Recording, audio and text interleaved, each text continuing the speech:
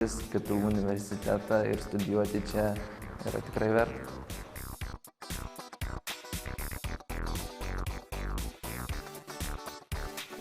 Atsinaujinančios energetikos studijose pirmiausia tai mokoma apie elektros energetikos sistemą.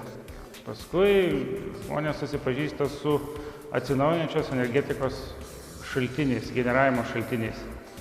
O trečia pakopa tai yra kaip sujungti esamą energetikos sistemą ir atsinaujinančios energijos šaltinius kartu. Nesenai gavome naują vertikalios ašies vėjo elektrinę, kurią mes ruošiamės pastatyti ant mūsų šios laboratorijos stogo.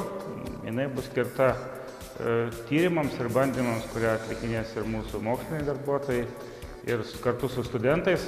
Taip pat studentai bus supažindinami su šio tipo vėjo elektrinių privalumais ir be abejo trūkumais. Tai šioje programoje norintys studijuoti studentai visų pirma turi domėtis atsinaujinančią energetiką, tai saulės elektrinėm, vėjo elektrinėm, jų panaudojimu įvairiomis galimybėmis. Įsigyjama nauja, galbūt netgi ir kai kuriom vietom naujausia įranga. Man pasiūlė stoti į šią specialybę viena iš katedros darbuotojų tuo metu.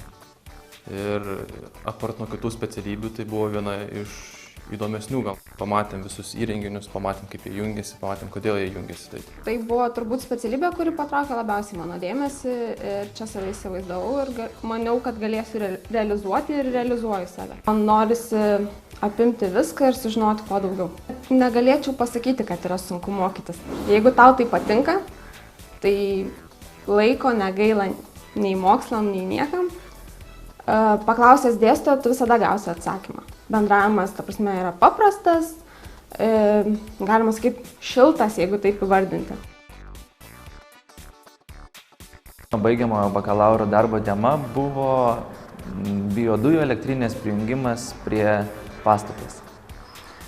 Tai pagrinde, ką reikėjo daryti, tai reikėjo suskaičiuoti įvairius elektros linijų parametrus, pagal juos parinkti elektros įrenginius ir visą tai gražiai apiforminti. Buvo vėjo elektrinių parko prijungimas prie elektros perdavimo tinklo, tai ir pasinaudojus literatūrą ir žinoma vadovo pagalba, reikėjo atlikti tam tikrus prognozavimo uždavinius vėjo elektrinių parko pagaminamos energijos, parinkti galios aparatus, taip pat ir pačias elektrinės, suprojektuoti pastotės ir taip pat parinkti elektros energijos perdavimo laidininkus.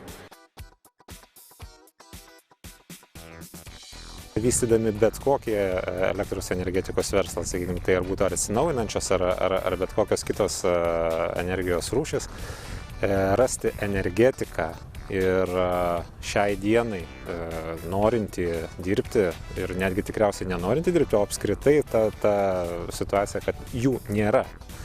Tai kviesčiau visus tiek planuojančius, tiek jau kažką tai veikiančius gyvenime užsiimti būtent šituo mokslu, kadangi tai yra vienaip ar kitaip ateitis ir elektros energetika negali būti palikta kažkur. Tai šiai dienai susidaro toks vaizdas, kad nėra energetikų ir įmonė vykdanti savo veiklą, jinai turi kovoti dėl to žmogaus atėjusio į rinką kitą kartą, netgi ir prašyti ir bandyti jį pati prikalbinti čionais